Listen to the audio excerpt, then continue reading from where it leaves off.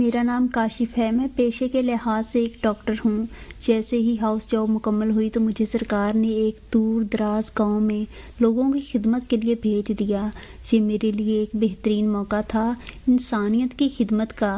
میں نے جب اپنی میڈیکل کی پڑھائی شروع کی تھی تو سوچ لیا تھا کہ میں ضرور لوگوں کا مفت علاج کروں گا، کیونکہ اس مہنگائی کے دور میں مہنگا علاج ہر ایک کے بس کی بات نہیں رہی تھی۔ اپنا یہی جوش لیے بس اس چھوٹے سے گاؤں میں آ گیا تھا، جہاں کے لوگ کافی اچھے تھے۔ انہوں نے کھلے دل سے مجھے خوش آمدید کہا تھا۔ جہاں پر باقاعدہ کوئی ہسپتال نہیں تھا، بس سکول کی پرانی بلڈنگ کو ہی صاف کر کے ایک چھوٹے سے کلینک کی شکل دی گئی تھی۔ ساتھ میں گاؤں میں ہی کام کرنے والے 2 لڑکے تھے جو ہسپتال کی دیکھ بھال کرتے تھے۔ ایک نرس تھی جہاں پر دوائیوں وغیرہ کی شدید کمی تھی۔ آج تو میرا پہلا دن تھا۔ میں نے سوچا کہ یہ سب چیزیں کل منگوا لوں گا۔ کلینک کے برابر میں ہی مجھے ایک چھوٹا سا کوارٹر دیا گیا تھا، جسے گاؤں والوں نے صاف ستھرا کر کے میرے رہنے کے قابل بنا دیا۔ گھر پر اس وقت کوئی راشن وغیرہ نہیں تھا، اس لیے گاؤں کے سردار نے اپنے گھر مجھے کھانے کی دعوت دے ڈالی۔ میں اپنا سامان وغیرہ رکھ کر گاؤں کی سیر کو نکل گیا، جہاں کافی وسیع پیمانے پر سیبوں کے باغات تھے۔ ہر طرف ہریالی ہی ہریالی تھی۔ میں نے اتنی خوبصورت جگہ پہلے کبھی نہیں دیکھی تھی۔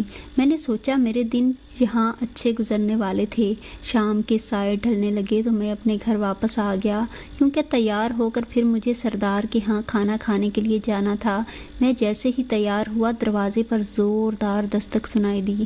میں نے جا کر دروازہ کھولا تو دیکھا سردار کا ملازم باہر کھڑا تھا، وہ مجھے ہی لینے آیا تھا۔ میں نے جلدی سے چپل پہنی، اس کے ساتھ حویلی کی طرف نکل گیا۔ شام گہری ہو چکی تھی، ہر طرف اندھیرا پھیل چکا تھا۔ میں ملازم کے ساتھ جب حویلی پہنچا تو وہ لوگ میرا ہی انتظار کر رہے تھے۔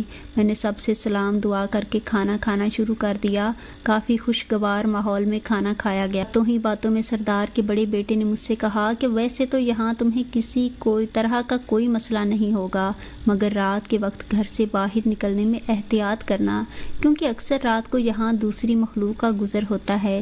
میں نے چونک کر دیکھا، جبکہ اس کی بات سن کر سردار نے کہا لگایا اور بولے، بیٹا تم بھی کیا افواہوں پر یقین کرتے ہو؟ ہمارے گاؤں میں ایسا کچھ نہیں ہے، تم ڈاکٹر صاحب کو کیوں ڈرا رہے ہو؟ سردار کے بیٹے نے کہا کہ میں ڈرا نہیں رہا، حقیقت بتا رہا ہوں، کیونکہ پرسوں رات کو میں دیر سے گھر واپس آ رہا تھا۔ میں نے راستے میں عجیب و غریب آوازیں سنی تھیں، تبھی محتاط رہنے کا کہہ رہا ہوں۔ ان دونوں باپ بیٹا کی باتیں میرے دماغ میں اٹک کر رہ گئی تھیں۔ واپسی پر ان کا ملازم مجھے گھر تک چھوڑنے آیا تو میں نے اس سے اس کے بارے میں پوچھ لیا کہ کیا واقعی یہاں پر جنات ہیں؟ تو اس نے کہا سننے میں تو ایسا ہی آیا ہے، کیونکہ گاؤں کے لوگوں نے بہت بار جنات کو ادھر ادھر گھومتے دیکھا ہے، اس لیے سب رات کو اکیلے باہر جانے سے احتیاط کرتے ہیں، مگر مجھے ان سب سے ڈر نہیں لگتا، میں یہیں پلا بڑھا ہوں، تو یہ سب معمول کی بات ہے۔ بس اپنا دھیان رکھنا، کیونکہ آپ یہاں پر نئے ہیں تو ہم نہیں چاہتے آپ کو کوئی بھی تکلیف پہنچے۔ اس گاؤں کو آپ جیسے قابل ڈاکٹر کی بہت ضرورت ہے۔ اس کی باتوں پر میں نے سر ہلا دیا۔ باتوں باتوں میں ہم کب گھر سے نکل گئے پتہ ہی نہیں چلا۔ وہ مجھے چھوڑ کر چلا گیا۔ میں اندر آیا تو مجھ میں کہیں نہ کہیں ڈر کنڈلی مارے بیٹھا تھا، اس لیے اس ڈر کو ختم کرنے کے لیے میں نے برآمدے کی لائٹ کھلی چھوڑ دی۔ اکیلے اپنے گھر سے دور کہیں پر تنہا رہنا بہت کٹھن عمل تھا، اور اس بات کا اندازہ مجھے اب بہت اچھے سے ہو رہا تھا، کیونکہ میں ہمیشہ فلموں کو دیکھ کر اس سب کو صرف ایک ایڈونچر سمجھتا تھا، مگر اب پتہ چل رہا تھا کہ حقیقت فلموں کے بالکل برعکس ہوتی ہے۔ اب رات کے اس اندھیرے میں مجھے شدید ڈر لگ رہا تھا۔ ذرا سی آہٹ پر میں چونک جاتا تھا۔ کہیں دور سے گیدڑوں کی آواز آتی تو میں فوراً سے بستر میں دبک جاتا۔ آدھی سے زیادہ رات گزر گئی تھی اور میں اب تک کچھ پل کو بھی سو نہیں پایا تھا۔ میرا سر اب شدید درد کرنے لگا تھا، مگر مجھ میں اتنی بھی ہمت نہیں تھی کہ اٹھ کر سر درد کی دوا کھا لیتا۔ میری پوری رات کروٹیں بدلتے گزر گئی۔ صبح کے آس پاس کہیں میری آنکھ لگی تھی۔ ابھی مشکل مجھے سوئے ہوئے آدھا گھنٹہ ہی گزرا ہوگا کہ دروازہ जोर जोर से बजने लगा। जाने इतनी सुबह सुबह कौन था जो दरवाजे को धड़ाधड़ बजाए जा रहा था। मैंने चकराते सर को थामा और उठकर दरवाजे पर चला गया। यूं ही खोला तो देखा सामने सरदार का मुलाजिम हाथ में ट्रे लिए खड़ा था। मुझे देखकर सलाम किया, बोला, ये सरदार ने आपके लिए नाश्ता भिजवाया है, फिर आपको क्लिनिक पर चलना है, आप शायद सो रहे थे। मैंने कोफत से उसे कहा, कहाँ यार, रात भर सो नहीं पाया, अभी ही आंख लगी थी। तुम ऐसा करो, नाश्ता किचन में रख दो, मैं फ्रेश होने जा रहा हूँ। मेरी हिदायत पर वो नाश्ता किचन में रख कर वापस चला गया। मैंने फ्रेश होकर नाश्ता किया और क्लिनिक खोलने चला गया। पहले दिन ही काफ़ी रश लगा हुआ था। यहाँ काफ़ी अरसे से कोई भी डॉक्टर नहीं आया था, इसलिए मरीज़ों का जगमड्ढा शाम तक लगा रहा। कोई 5 बजे के करीब में फारिग हुआ तो मैंने काम वाले लड़के से 1 कप चाय मंगवाई। मेरा इरादा चाय पीकर सीधा गांव के बाज़ार जाने का था, ताकि घर के लिए राशन वगैरह ले सकूं। थोड़ी देर में ही मेरी चाय आ गई। लड़के ने चाय रखकर मुझसे कहा, बाहर एक मरीज़ा आई हैं, क्या मैं इन्हें अंदर भेज दूं? मैंने टाइम देखा, अब क्लिनिक बंद करने का वक्त था। मैंने लड़के से कहा कि इनसे कहो कल आ जाना, आज का वक्त ख़त्म हो गया है। मेरे हुक्म पर वो सर हिलाकर बाहर चला गया। कुछ देर बाद दरवाजे पर आहट हुई तो मैंने बिना देखे कहा, मैंने तुम्हें कहा था ना, इन्हें मना कर दो, मुझे इस वक्त कोई मरीज़ नहीं देखना। अभी मेरी बात बीच में ही थी कि मेरे बिल्कुल सामने आकर एक लड़की बैठ गई। उसे देखते ही मेरी बोलती एकदम बंद हो गई। वो इतनी हसीन थी कि यूं लगता था जैसे दूध से धुली हो। मैं चंद पल तो इस पर अपनी नज़रें ही नहीं हटा पाया था। इसकी आंखों में अजीब सी कशिश थी जो मुझे अपनी तरफ खींच रही थी। मेरा ये सकता इसकी आवाज़ ने तोड़ा। वो मुझे अपनी बीमारी के बारे में बता रही थी, मगर मुझे उसकी आवाज़ सुनकर शदीद झटका लगा, क्योंकि जितनी वो खूबसूरत थी उतनी ही उसकी आवाज़ अजीब थी, जिसे सुनकर मेरे रोंगटे खड़े हो गए थे। मैंने खुद को संभाला और कहा कि मोहतरमा, इस वक्त मैं मरीज़ नहीं देखता, आप कल आना। मैंने उसे मना करते हुए चीज़ें समेटनी शुरू कर दी, मगर मेरी बात सुनकर उसकी आंखें गुस्से से भर गईं। वो बोली, हमारा दिन अभी ही शुरू होता है और तुम्हें मुझे इस वक्त ही देखना होगा। मैं अभी उसकी घराहट से ही नहीं संभल पाया था कि मेरे देखते ही देखते एकदम उसका आधा चेहरा स्याह हो गया। यूं लग रहा था जैसे उसके आधे चेहरे पर किसी ने स्याही मल दी हो। मुझे इस वक्त सरदार के बेटे की बातें याद आने लगी। खौफ की एक शदीद लहर मेरे जिस्म में दौड़ गई। मेरे सामने बैठी वो लड़की हकीकत में कौन थी मैं अंदाज़ा नहीं लगा पाया। बस किसी अनहोनी के खौफ से मैंने उसका मुआयना करना शुरू कर दिया। उसने बताया कि उसके नाक से कुछ दिन से खून आ रहा है। मैंने उसका चेकअप करके इसे कुछ दवाइयाँ दी। वो मेरा शुक्रिया अदा करके वहाँ से चली गई। जाते जाते वो एक पल को रुकी और मुड़कर देखा तो मैं अपनी जगह से उछल कर रह गया, क्योंकि अब उसका चेहरा बिल्कुल साफ था। उस पर स्याह रंग का कोई निशान नहीं था। वो जैसे ही बाहर निकली मैंने अपना सर मेज़ पर रख लिया। रात से मैं एक अजीब से खौफ के इसार में था और अब ये मरीज़ा, इसने मज़ीद डर और खौफ मेरे अंदर पैदा कर दिया था। मुझे उम्मीद थी कि अब वो दोबारा नहीं आएगी, मगर ये सिर्फ मेरी खाम ख्याली थी। मैंने बाज़ार जाने का प्रोग्राम कैंसिल कर दिया और चुपचाप घर के लिए निकल गया। आज की रात भी पिछली रात से मुख्तलिफ नहीं थी। अगली सुबह जब मैं क्लिनिक आया तो मुझे कल वाला मंजर याद आ गया। पूरा दिन मैंने बहुत ही टेंशन में गुजारा। मेरा इरादा बस जल्दी जल्दी मरीज़ों को फारिग करके क्लिनिक बंद करने का था। शाम को जैसे ही आखिरी मरीज़ फारिग हुआ मैंने फ़ौरन से अपना सामान समेटा और क्लिनिक बंद करने का कह दिया। सब हैरान हुए मगर मेरे आर्डर पर कुछ नहीं बोले। क्लिनिक मैंने अपनी निगरानी में बंद करवाया और सीधा बाज़ार की तरफ चला गया। ज़रूरी सामान खरीद कर जब मैं घर वापस आया तो मगरिब का वक्त हो रहा था।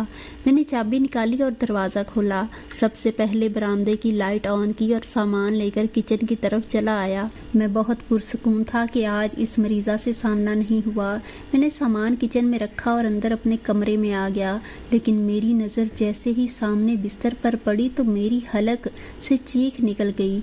मेरे ऐन सामने मेरे घर में ही मेरे ही कमरे में वो लड़की मेरे बिस्तर पर बैठी हुई थी। मुझे देखकर वो मुस्कुरा उठी। उसकी मुस्कुराहट में अजीब सा पुरअसरार छुपा हुआ था। मैंने हिकलाते हुए कहा, तो तुम यहाँ कैसे? تو وہ بولی تم نے کیا سوچا تھا کہ تم کلینک بند کر دو گے تو میں یہاں تمہارے گھر نہیں آ سکوں گی یا تمہارا پیچھا چھوڑ دوں گی؟ اس نے عجیب سے لہجے میں کہا۔ اب قدرے سنبھل چکا تھا، اس لیے اسے کہا تم ہو کون اور اس وقت یہاں کیا کر رہی ہو؟ وہ اٹھ کر میرے پاس آئی اور بولی اس وقت سے کیا مطلب ہے؟ میں نے تمہیں بتایا تھا نا کہ ہمارا دن اسی وقت سے شروع ہوتا ہے، تمہیں میرا علاج ہر صورت کرنا ہوگا۔ میں نے اسے کہا کہ تمہاری بیماری میری سمجھ سے باہر ہے، تمہارے ناک سے خون کیوں آ رہا ہے مجھے سمجھ نہیں آ رہی، کیونکہ ویسے تو سب کچھ ٹھیک لگ رہا ہے۔ میں نے جان چھڑانے والے انداز میں کہا تو اس نے اپنی گھراہٹ نما آواز میں کہا میری ایک بات کان کھول کر سن لو، مجھے میرا علاج تم ہی سے کروانا ہے، اور تم صرف میرا ہی نہیں بلکہ اس گاؤں کی تمام ناگنوں کا علاج کرو گے۔ میں نے کہا ناگنیں؟ تو اس نے کہا ہاں ناگنیں، میں بھی ایک ناگن ہوں، اگر تم نے میری بات نہیں مانی تو ہم تمہارا جینا حرام کر دیں گی، تم کہیں بھی سکون سے رہ نہیں پاؤ گے۔ میں خوف سے کانپنے لگ گیا اور نہ چاہتے ہوئے بھی مجھے اس کی بات ماننی پڑی۔ میں نے کہا ٹھیک ہے، میں تم لوگوں کا علاج کر دوں گا، مگر آئندہ تم اس طرح سے مجھے پریشان نہیں کرو گی۔ اس نے میری بات کا کوئی جواب نہیں دیا، اٹھ کر دروازے کی طرف بڑھ گئی۔ بے اختیار میری نظریں اس کے اٹھتے قدموں پر گئیں اور ان سے پلٹنا بھول گئیں۔ وہ سفید نرم ملائم پاؤں میرے دیکھتے ہی دیکھتے پیچھے کی طرف مڑ گئے، وہ وہاں سے غائب ہو گئی جیسے اسے زمین کھا گئی ہو۔ اب مجھے نیند کیا خاک آنی تھی، بس ایک خوف تھا جس نے مجھے اپنے حصار میں لے رکھا تھا۔ یوں لگتا تھا جیسے کوئی بھیانک خواب دیکھ رہا ہوں، مگر یہ خواب نہیں حقیقت تھی، مجھے اس حقیقت میں ہی جینا تھا۔ میں نے ایک گہری سانس کھینچ کر خود کو پرسکون کرنے کی کوشش کی، مگر سچ تو یہ تھا کہ ڈر اور پریشانی کی وجہ سے میری تو بھوک تک اڑ گئی تھی۔ میں جو کلینک سے یہ سوچ کر جلدی اٹھایا تھا کہ اس سے سامنا نہیں ہوگا، لیکن یہ معلوم نہیں تھا کہ وہ تو میرے ہی گھر میں بیٹھی ہوئی تھی۔ رات گہری ہو چکی تھی اور میں سوچوں میں گم تھا۔ مجھے نہیں پتا تھا کہ اس بلا سے کیسے پیچھا چھڑوانا ہے، مگر اب میں ایسے اکیلا یہاں نہیں رہ سکتا تھا۔ اگلی صبح میں نے سردار کے بیٹے سے ملاقات کی اور اسے ساری بات تفصیل سے بتائی۔ مجھے یقین تھا وہ مجھے سمجھے گا، کوئی بہترین حل بتائے گا۔ وہ پہلے تو سن کر حیرت زدہ ہو گیا، پھر وہ واقعی میری مدد کے لیے راضی ہو گیا۔ اس نے مجھے کہا کہ میں شام کو کلینک سے فارغ ہوتے ہی حویلی آ جاؤں، وہ مجھے اپنے ساتھ ایک پیر کے پاس لے جائے گا۔ میں نے بھی حامی بھر لی۔ جیسے ہی شام ہوئی میں کلینک بند کر کے حویلی آ گیا۔ سردار کا بیٹا پہلے سے ہی میرا منتظر تھا، مجھے دیکھ کر بولا چلو جلدی نکلتے ہیں، کہیں دیر نہ ہو جائے۔ حامی، میں نے اس سے کہا کہ جب سے میں یہاں آیا ہوں میں نے دیکھا ہے کہ مغرب کے بعد یہاں پر لوگ باہر زیادہ آتے جاتے نہیں ہیں، تو یہ پیر صاحب اس وقت موجود ہوں گے؟ اس نے کہا وہ اسی وقت تو موجود ہوتے ہیں، وہ مغرب کے بعد سے صبح تک فارغ رہتے ہیں اور یہی ان سے ملاقات کا وقت ہوتا ہے۔ تم بس انہیں ساری بات بتانا، پھر دیکھنا وہ کیا کرتے ہیں۔ ہم پیدل چل رہے تھے۔ پیر کا آستانہ تھوڑا دور تھا اور گاؤں کی آبادی سے ہٹ کر بنا ہوا تھا۔ راستے ایسے ہی باتیں کرتے کرتے کٹ گیا۔ ہم اندر گئے تو پیر صاحب ایک گدی پر بیٹھے ہوئے تھے۔ میں ان کے سامنے ہی زمین پر بچھی قالین پر بیٹھ گیا۔ انہوں نے مجھ سے میرا مسئلہ پوچھا تو میں نے انہیں اپنے ساتھ پیش آنے والے واقعات تفصیل سے بتا دیے۔ میری پوری بات سن لینے کے بعد پیر صاحب بولے بیٹا وہ ناگن تم پر عاشق ہو گئی ہے اور تمہیں اپنے کنٹرول میں کر لینا چاہتی ہے، مگر تمہیں ہر حال میں اپنے آپ کو اس کے وار سے بچانا ہوگا، کیونکہ اگر وہ ایک بار تم پر حاوی ہو گئی تو تمہارا بچنا بہت مشکل ہے۔ جیسا کہ تم نے بتایا وہ بہت خوبصورت بھی ہے۔ پیر صاحب کی باتیں مجھے بہت خوف زدہ کر رہی تھیں۔ میں نے کہا اس وقت مجھے کیا کرنا چاہیے، کیونکہ میں سکون سے سو بھی نہیں پا رہا ہوں، بس دن رات اس کا خوف مجھ پر حاوی رہتا ہے کہ نہ جانے کب وہ آ جائے۔ میری بات سن کر پیر صاحب میری طرف ایک تعویذ بڑھاتے ہوئے بولے یہ لو، یہ رکھ لو، اپنے گلے میں لٹکائے رکھنا، پھر وہ تمہارے قریب نہیں میں نے ان کا شکریہ ادا کیا اور وہ تعویذ لے لیا، حالانکہ مجھے یہ تعویذ وغیرہ پر کوئی بھروسہ نہیں تھا، مگر میں اس وقت اتنا ڈرا ہوا تھا کہ اسے لے ہی لیا۔ واپسی پر کافی اندھیرا چھا چکا تھا۔ سردار کا بیٹا میرے ساتھ چل رہا تھا، مگر مجھے یوں لگ رہا تھا جیسے میرے پیچھے کوئی ہے جو خاموشی سے چلتے ہوئے جا رہا ہے، مگر جب میں نے پیچھے مڑ کر دیکھا تو کوئی بھی نہیں تھا، مگر کسی کے ہونے کا احساس مجھے بہت شدت سے ہو رہا تھا۔ میں نے اپنی چلنے کی رفتار بہت بڑھا دی۔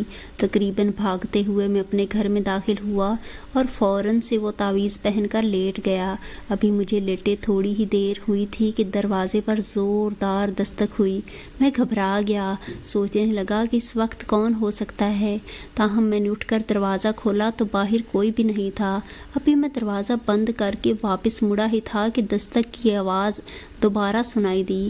میں نے پوچھا کون؟ تو باہر سے آواز آئی، میں حویلی سے آیا ہوں، کھانا لے لیں۔ میں نے دروازہ کھولا تو حویلی کا ملازم ہاتھ میں کھانے کی ٹرے لیے کھڑا تھا۔ میں نے اس کا شکریہ ادا کیا، کھانا لے کر اندر آ گیا، کھانا کھا کر لیٹ گیا۔ نہ جانے کب میری آنکھ لگ گئی۔ وہ کہتے ہیں نا کہ نیند تو کانٹوں پر بھی آ جاتی ہے، مجھے بھی اس خوف کے عالم میں بھی نیند آ ہی گئی۔ یہ میرے لیے اچھی ہی ثابت ہوئی، کیونکہ صبح اٹھ کر اب میں کافی اچھا محسوس کر رہا تھا۔ میں ناشتہ کر کے کلینک چلا گیا۔ واپسی پر میں حویلی آ گیا، جہاں اس ارادے سے آیا تھا کہ انہیں منع کروں گا کہ اب روز روز کھانا نہ بھجوایا کریں، میں خود بنا لیتا ہوں۔ اور جب یہی بات میں نے ملازم سے کہی تو وہ حیرت سے بولا کہ میں نے تو کوئی کھانا نہیں دیا آپ کو۔ میں نے اس سے کہا کہ کیا کل رات تم میرے لیے کھانا نہیں لائے تھے؟ تو وہ بولا نہیں، کل رات تو میں یہاں پر تھا ہی نہیں، میں تو کسی کام سے شہر گیا ہوا تھا، آپ کو غلط فہمی ہوئی ہے۔ مگر یہ میں ہی جانتا تھا وہ غلط فہمی نہیں تھی، بلکہ کل رات سچ میں وہ مجھے کھانا دینے آیا تھا، مگر وہ تو کہہ رہا تھا وہ شہر گیا ہوا تھا۔ پھر وہ کون تھا جو کھانا دینے آیا تھا؟ اس سے آگے کی سوچ نے میرے رونگٹے کھڑے کر دیے تھے۔ حالانکہ میں نے تعویذ بھی پہنا ہوا تھا، لیکن اس نے بھی اثر نہیں کیا۔ اس کا مطلب ہے کہ پیر کا تعویذ کسی کام کا نہیں تھا، وہ صرف لوگوں کو بے وقوف بنا رہا تھا۔ میں نے وہ تعویذ اتار کر رکھ دیا، کیونکہ اس کا کوئی فائدہ تو ہو نہیں رہا تھا۔ میں سمجھ گیا تھا کہ وہ کھانا کس نے بھجوایا تھا، آخر اسے مجھ سے کیا چاہیے تھا۔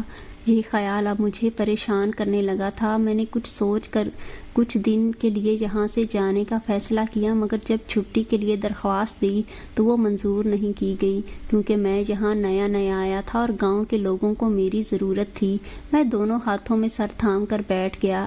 اس واقعے کے کچھ دنوں بعد ہی ایک دن مجھے ایسے گاؤں کی سیر کو نکلا ہوا تھا، کھیتوں سے گزرتے ہوئے گاؤں میں اپنی چھوٹی سی جھیل کے قریب آ گیا۔ چلتے چلتے تھک گیا تھا تو سوچا کہ کچھ دیر کے لیے یہاں آرام کر لیتا ہوں، پھر واپس گھر چلا جاؤں گا۔ یہی سوچ کر میں ایک درخت کے تنے سے ٹیک لگا کر بیٹھ گیا۔ میں نہیں جانتا تھا وہاں پر دوسری طرف کوئی موجود ہے۔ ابھی بیٹھے ہوئے مجھے تھوڑی دیر ہوئی تھی، کسی کے سسکیوں کی آواز فضا میں گونجی۔ میں نے چونک کر دیکھا تو وہاں ایک لڑکی گھٹنوں میں سر دیے بیٹھی تھی۔ ایک پل کو تو مجھے لگا کہ کہیں وہ وہی ناگن نہ ہو، مگر صد شکر یہ وہ نہیں تھی، یہ گاؤں کی ہی کوئی لڑکی تھی۔ میں نے اس سے پوچھا کیا ہوا ہے، تم کون ہو اور ایسے کیوں رو رہی ہو؟ میرے پوچھنے پر وہ اور زور سے رونے لگی۔ اس کے یوں زار و قطار رونے سے میں ایک دم گھبرا سا گیا، کیونکہ ایسے کوئی لڑکی پہلی بار میرے سامنے رو رہی تھی۔ مجھے سمجھ نہیں آ رہی تھی میں کیا کروں۔ میں نے اس سے کہا دیکھیں آپ خاموش ہو جائیں، پہلے مجھے بتائیں کیا مسئلہ ہے، ہو سکتا ہے میں آپ کے کسی کام آ سکوں۔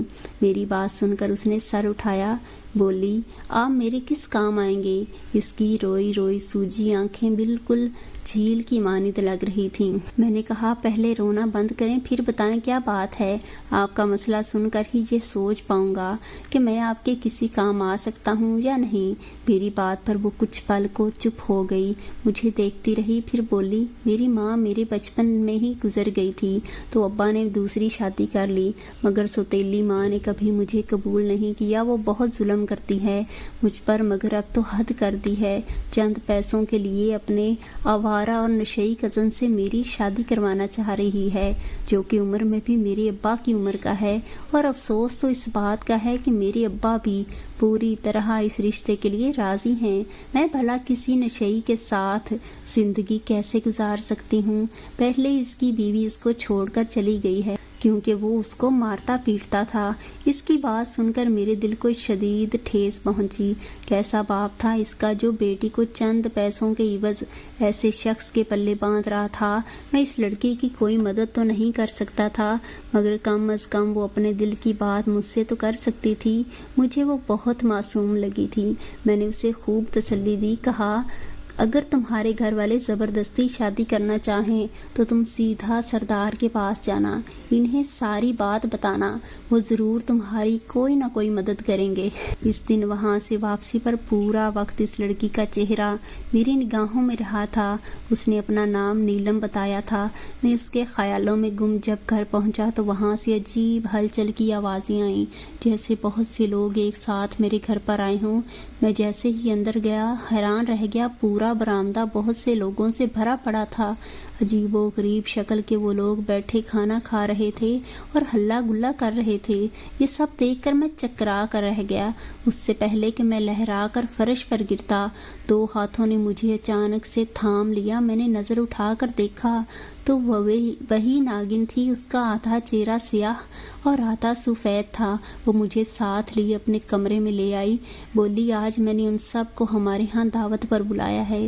اس کی ہمارے کہنے پر میں نے تعجب سے اسے دیکھا، وہ کس حق سے یہ بات کہہ رہی تھی، مگر اس وقت میری حالت ایسی نہیں تھی کہ میں اس سے کوئی سوال کرتا۔ میں چپ چاپ ایک جگہ بیٹھ گیا، انہیں دیکھتا رہا۔ اسی طرح نہ جانے کب میری آنکھ لگ گئی، مجھے پتہ نہیں چلا۔ صبح جب میں اٹھا تو صحن میں کافی گند جمع تھا، جسے دیکھ کر مجھے رات کا منظر یاد آیا۔ میں مرے مرے قدموں سے کلینک آیا۔ میری طبیعت بہت خراب ہو رہی تھی۔ جیسے تیسے کر کے مریضوں کو دیکھا۔ شام ہوتے ہی جھیل کنارے آ بیٹھا۔ لاشعوری طور پر مجھے اس لڑکی کا انتظار تھا، مگر کافی وقت بیت گیا، وہ نہیں آئی۔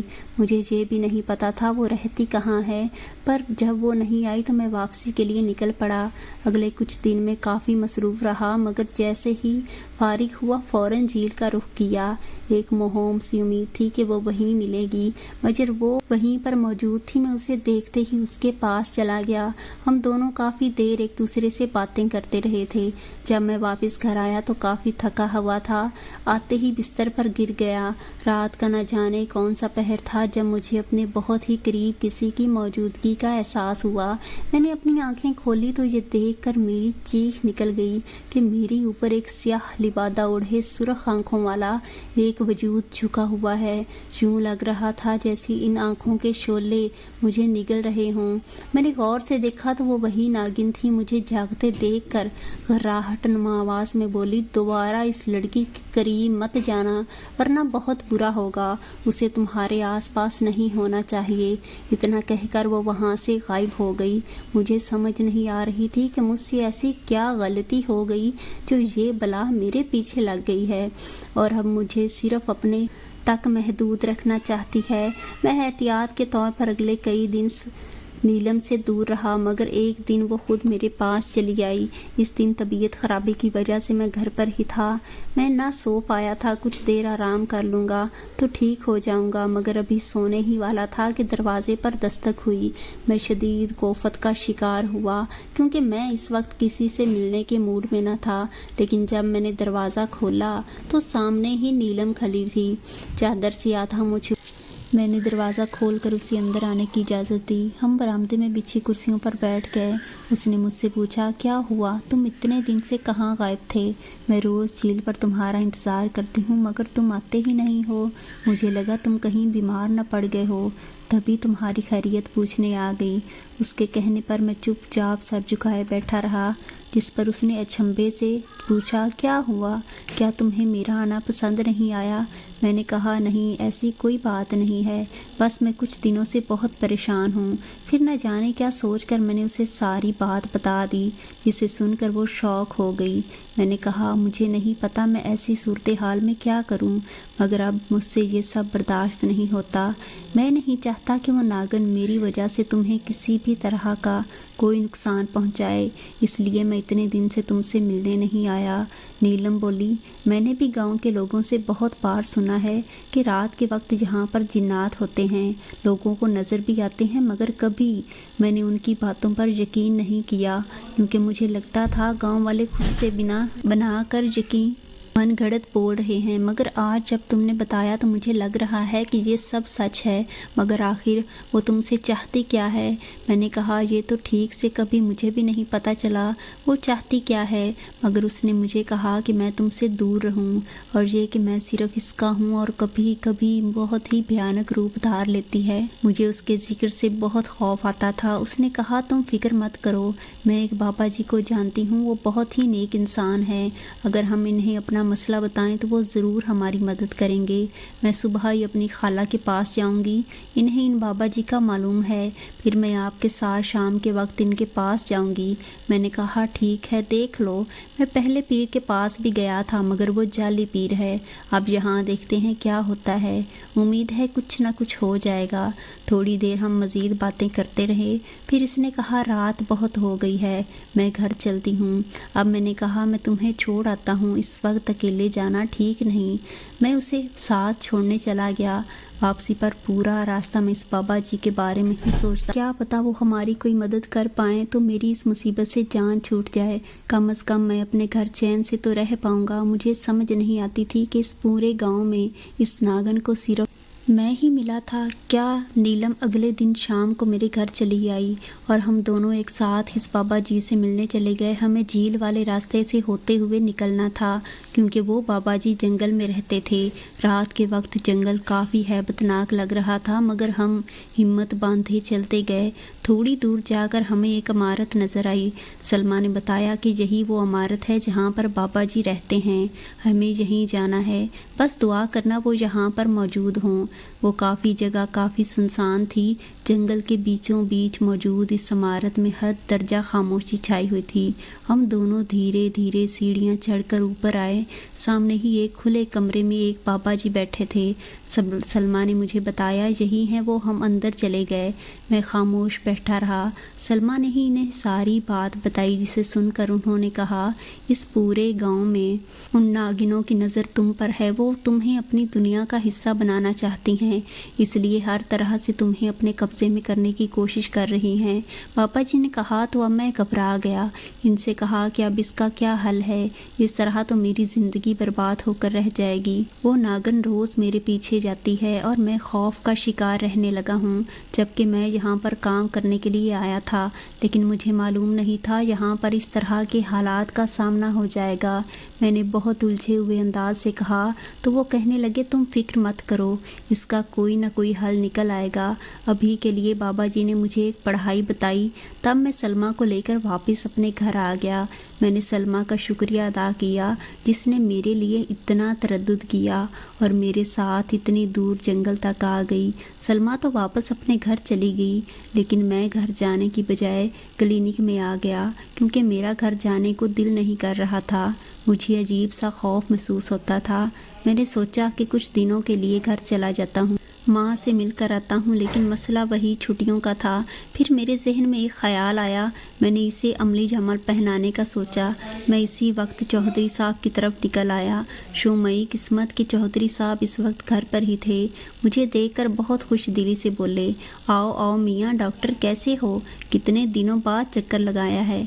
चौधरी साहब ने बड़ी गर्मजोशी से मेरा इस्तकबाल किया तो मैं भी उनके करीब ही रखे एक दूसरे सोफे पर बैठ गया। कहा, बस चौधरी साहब मसरूफियत की वजह से दोबारा हाजिरी नहीं दे सका, माजरत चाहता हूँ। मैंने खुले दिल से कहा तो वो कहने लगे, अरे नहीं मियाँ, ऐसी कोई बात नहीं, मैं समझ सकता हूँ, कहो कैसा चल रहा है सब। चौधरी साहब ने पूछा तो मैंने कहा कि सब कुछ अच्छा जा रहा है, बस एक मसला है, मुझे 2 दिन के लिए घर जाना है, लेकिन सरकार से छुट्टी मांगी थी, उन्होंने दी नहीं। तो हमारी सरकार तो आप ही हैं, अगर आप अनायत कर दें तो मैं 2 दिन के लिए घर से हो आऊं।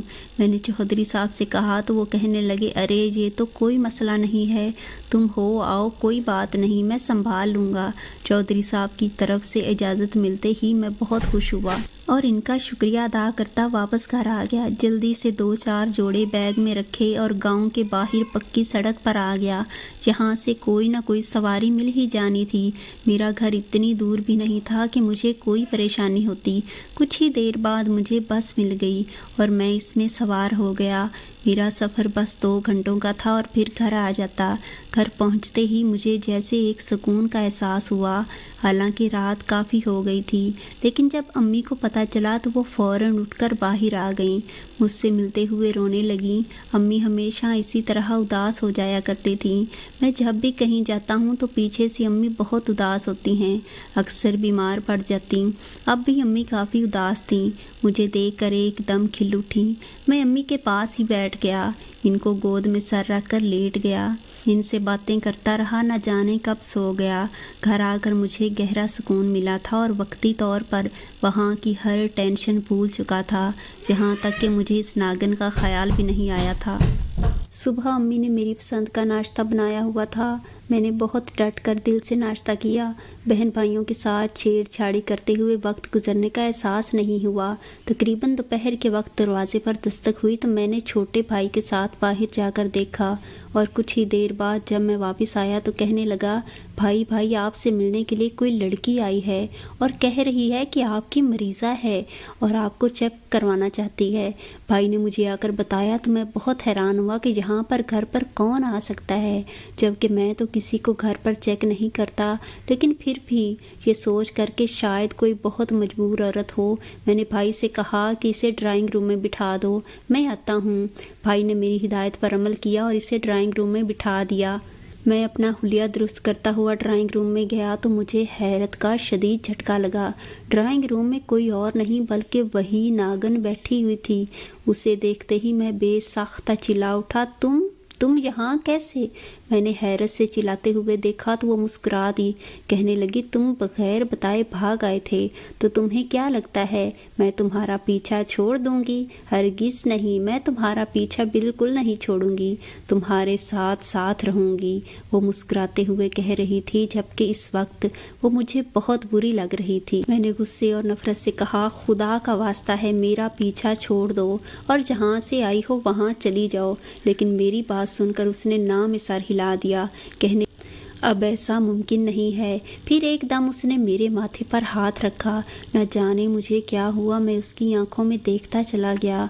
उसकी आंखों के जादू ने मुझे एकदम जैसे अपने सहर में जकड़ लिया। मैं जैसे गुम हो गया और फिर वो वहाँ से चली गई। लेकिन मेरी कैफियत नहीं बदली। मैं अभी तक इस नागिन के बारे में सोच रहा था। ऐसा लग रहा था जैसे दिल की कैफियत एकदम बदल गई हो। अम्मी ने ये जो मेरी हालत देखी तो पूछने लगी, तुम्हें क्या हुआ है और ये लड़की कौन थी? मैं अभी तक जैसे गायब दिमाग था। अम्मी के सवाल का जवाब नहीं दिया। अम्मी ने एकदम मुझे ज़ोर से हिलाया तो मैं चौंक गया, इस दुनिया में वापस आया। जी अम्मी, आप क्या कह रही थीं? मैंने नासमझी से दोबारा अम्मी से पूछा तो वो कहने लगी, ये लड़की कौन थी और तुम ऐसी अजीब सी हरकतें क्यों कर रहे हो? अम्मी ने पूछा तो मैं गहरा सांस भर गया और फिर अम्मी को इस नागिन के बारे में सब कुछ सच सच बता दिया। पर अम्मी ये सब सुनकर बहुत परेशान हुई। कहने लगी, ऐसा कैसे हो सकता है? तुम इतनी बड़ी परेशानी में मुब्तला रहे, तुमने मुझे आगाह करना भी मुनासिब नहीं समझा। अम्मी तो बेतरह परेशान हो गई, लेकिन मैंने इन्हें तसल्ली देते हुए कहा, आप परेशान न हों, ऐसा कुछ नहीं है। लेकिन अम्मी कहने लगी कि मैं अब तुम्हें वहाँ नहीं जाने दूंगी जब तक कि इस नागिन का कुछ हो नहीं जाता। अम्मी की बात सुनकर मैं परेशान हो गया। उन्होंने कहा, ऐसा मुमकिन नहीं है, मेरी नौकरी तो ख़तरे में पड़ जाएगी। मैं तो चौधरी साहब की सिफारिश से बस 1-2 दिन के लिए ही आया हूँ। जब तक मैं वापस नहीं जाऊँगा मेरे सर पर तलवार लटकती रहेगी। लेकिन अम्मी इस वक्त जज्बाती हो गई थी, इसलिए मैंने भी उनके साथ बहस करना मुनासिब नहीं समझा, चुप कर गया। अगले दिन जब मैंने अपनी सारी तैयारी मुकम्मल कर ली तो अम्मी रोने लगी। कहने लगी, मुझे नहीं पता, या तो तुम वापस ना जाओ या फिर तुम मुझे भी साथ ले जाओ। अम्मी की बात सुनकर मैं बेबस हो गया और फिर मैंने इन्हें कहा, ठीक है, आप मेरे साथ चलें, आप कुछ दिन वहाँ पर रह लें। जब तक आपकी तसल्ली नहीं हो जाती तब तक आप मेरे पास रखें। अम्मी ने इस बात को मान लिया और जल्दी से अपनी तैयारी करके मेरे साथ ही गांव चली आईं। जहां आकर 1-2 दिन तो काफ़ी अच्छे गुजर गए। अम्मी को गांव और यहाँ का माहौल काफ़ी अच्छा लगा। लेकिन फिर तीसरे दिन शाम के वक्त वो नागिन फिर चली आई। मैं उसे देखकर एकदम खौफजदा हो गया। वो अचानक ही चली आई थी और कहने लगी, मैं तुमसे उदास हो गई थी, मेरा दिल बहुत चाह रहा था कि मैं तुम्हें देखूं, इसलिए चली आई। लेकिन मैंने उससे कहा, तुम्हारा यहाँ आना ठीक नहीं है, जबकि तुम अच्छी तरह जानती हो कि मैं एक इंसान हूँ और तुम नागिन हो। अम्मी कमरे में हमारी गुफ्तगू सुन रही थी, लेकिन वो अपनी मर्जी से वहाँ बैठी रही। कहने लगी कि अब तो तुम्हारी अम्मी भी इधर आ गई हैं, इसलिए अब मैं यहाँ से नहीं जाऊँगी। इसकी बात सुनकर मैं परेशान हो गया। ऐसे वैसे भी चाँद की 14वीं रात थी और वो नागिन मामूल से ज़्यादा खूबसूरत और पुरकशिश लग रही थी। आज उसके वजूद से अजीब सी कशिश महसूस हो रही थी। मैं उससे नज़रें चुराए फिर रहा था, लेकिन वो मेरे सामने जलवा अफरोज़ थी। अम्मी ये सारी सूरत हाल पर सर पकड़े बैठी थीं और फिर न जाने कैसे उनके जहन में एक ख्याल आया। उन्होंने वो ख्याल मेरे साथ शेयर किया। मैंने भी इस ख्याल को अमली जमा पहनाने का फ़ैसला कर लिया। मैं अगले दिन जैसे ही क्लिनिक गया तो मैंने अपने लड़के को बुलवा कर उससे कुछ कहा तो वो कहने लगा, हाँ जी डॉक्टर साहब, मुझे इसके बारे में पता है, मैं आपको बताता हूँ। इसकी बात सुनकर मुझे इत्मीनान हो गया। मैंने उससे कहा कि ठीक है, तुम इसका पता करके शाम को मेरे घर पर आ जाना। मैं अब काफ़ी हद तक मुतमईन हो गया था। मुझे इस बात की तसल्ली हो गई थी कि अब मेरा काम हो जाएगा। और फिर जैसे ही मैं क्लिनिक से फारिग होकर शाम को घर गया तो थोड़ी देर बाद ही क्लिनिक का लड़का भी आ गया। कहने लगा, डॉक्टर साहब आपका काम हो गया है। वो बंदा बाहर ही मेरे चेहरे पर एक इत्मीनान सा आ गया। मैंने उससे कहा कि ठीक है, उससे बुला लो, अपना काम शुरू करे। अब उसके बाद इस सपेरे ने अपनी बीन बजानी शुरू कर दी और जैसे जैसे बीन बजाता जा रहा था वैसे ही एकदम कमरे से वो नागिन बाहर निकल आई। वो बहुत घबराई हुई लग रही थी। ऐसा लग रहा था वो पसीने से भरी हुई है। इस नागिन के चेहरे पर हवाइयाँ उड़ी हुई थीं और वो बहुत खौफजदा नजर आ रही थी। बाहर सपेरा बीन बजा रहा था और वो नागिन घबरा कर कभी अपने सर पर हाथ रख दिया और कभी अपने जिस्म पर। इस वक्त उसकी हालत एक ऐसे नशई की तरह थी जिसका नशा टूट चुका हो, जिसको नशा किया हुआ ज़्यादा वक्त हो गया हो और वो अपने नशे के लिए कुछ मांग रहा हो। वो नागिन इसी तरह घबराई घबराई सी एकदम हल्का हल्का लहराने लगी और फिर वो एकदम नागिन का रूप धार गई। नागिन का रूप धारते ही वो लहरा लहरा कर नाचने लगी, बाहर दरवाजे की तरफ बढ़ने लगी। जैसे जैसे वो दरवाजे की तरफ बढ़ रही थी वैसे वैसे उसके नाच में इजाफा होता जा रहा था। फिर एकदम वो दरवाजे के नीचे से बाहर निकल गई। सपेरे की बीन की आवाज़ अभी भी आ रही थी। मैं भी बाहर निकलकर देखने लगा। इस सपेरे ने इस नागिन को मदहोश करके अपनी पटारी में डाला और लेकर चलता बना। मुझे एक गहरा इत्मीनान हो गया क्योंकि मेरे सर से एक भारी बोझ उतर गया था। वो सपेरा वो नागिन ले गया और अब मेरा घर इस नागिन से पाक हो गया था। मैं बड़ा मुतमईन सा अम्मी के पास अंदर आया, इन्हें सारी कार्रवाई के बारे में बताया। अम्मी बहुत खुश हुई। ये सारा आइडिया अम्मी का ही था। इनके दिमाग में ही ये बात आई थी कि अगर हम किसी सपेरे की मदद लें तो शायद वो हमारी मदद कर दे और हमें इस नागिन से छुटकारा मिल जाए। ये आइडिया मेरे भी दिल को लगा। यूँ मैंने इस आइडिया पर अमल करने का सोचा। इस लड़के की मदद से मैंने इस सपेरे को बुलवाया। फिर इस सपेरे ने वो नागिन मेरे घर से निकाल कर अपनी पटारी में डाल ली और अब आज इतने दिनों के बाद बहुत इत्मीनान से था। अम्मी भी बहुत खुश थीं। अब अम्मी मेरे पीछे पड़ गई थी कि तुम शादी के लिए हाँ कर, ताकि मैं तुम्हारी शादी कर दूं और सुकून से अपना घर आबाद करो। शादी के ख्याल से ही मुझे एकदम नीलम याद आ गई। मैंने अम्मी से नीलम के बारे में सब कुछ बता दिया। अम्मी को नीलम को देखने का इश्तियाक हुआ और अम्मी कहने लगी, मुझे कल ही उससे मिलवाओ। अगर मुझे वो बच्ची अच्छी लगी तो मैं तुम्हारी बात पक्की करके जाऊंगी। मैंने अगले ही दिन अम्मी को नीलम से मिलवा दिया। नीलम अम्मी को बहुत पसंद आई। अम्मी उससे मिलकर बहुत खुश हुई। कहने लगी कि बस मेरी तरफ से آج سے تم میری بہو ہوئی۔ امی نے نیلم کے ہاتھ میں شگن کے نام پر کچھ پیسے رکھ دیے۔ یوں غیر ضابطہ طور پر ہماری منگنی ہو گئی۔ امی کا ارادہ تھا کہ جلد ہی شادی طے کر دی جائے گی، میرا گھر آباد ہو جائے گا۔ کچھ دن میرے پاس رہ کر امی واپس چلی گئی۔ امی کے جانے کے بعد گو کہ میں بہت اداس تھا، لیکن ایک اطمینان یہ تھا کہ چند مہینے بعد شاید میرا تبادلہ واپس میرے شہر میں ہو جائے، یا پھر تب تک میری شادی نیلم سے ہو جائے، میرا یہ اکیلا پن دور ہو جائے گا۔ آپ کے خیال میں کیا میں نے اس ناگن کو سپیرے کی مدد سے اپنے گھر سے دور کر کے اچھا کیا؟ مجھے اپنی رائے کمنٹ سیکشن میں ضرور بتائیں، اور اگر آپ اس طرح کی مزید کہانیاں اس چینل پر روز دیکھنا چاہتے ہیں تو پلیز میرے چینل کو ضرور سبسکرائب کیجیے۔ ملتے ہیں کل ایک نئی کہانی کے ساتھ، تب تک دیجیے اجازت۔ اللہ حافظ۔